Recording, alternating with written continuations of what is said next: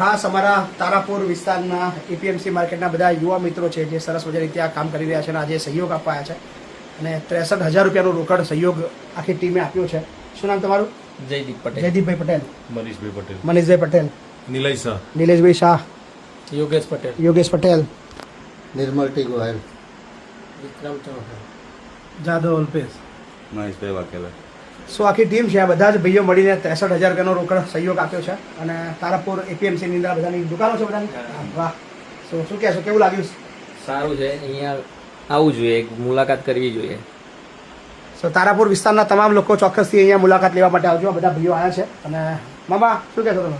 બસ જો આ બધા મિત્રો છે મારા તો, પણ બાપુ ઘણા ટાઈમથી યોગેશનો ફોન આવતો હતો તો મામા અમારે બાપુ જોડે આવવું છે પણ તમારે મારે બેને સેટિંગ થાય એવી રીતે એમને આવવું હતું. એમનો અતિશય પ્રેમ છે અને જે રીતનું એમને આખું આયોજન કર્યું હતું મને બહુ આનંદની લાગણી થઈ કે ભાઈ આજના યુવાનો હવે એક અલગ દિશા તરફ વળ્યા છે.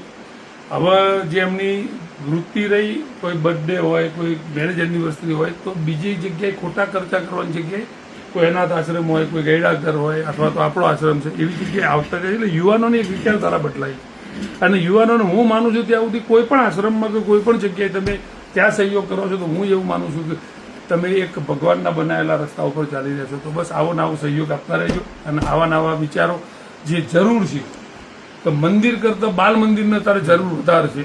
તો આ એક જે નવો વિચાર રહ્યો જે યુવાનોએ અપનાવ્યો છે એ બધા સુધી પહોંચે અને બધા યુવાનો કંઈક પોઝિટિવ વિચારતા થાય એવી અમારી લાગણી છે. તમારા બધાનો ખૂબ ખૂબ આભાર. Thank you. આ ખાસ તો અમારી યોગેશભાઈનો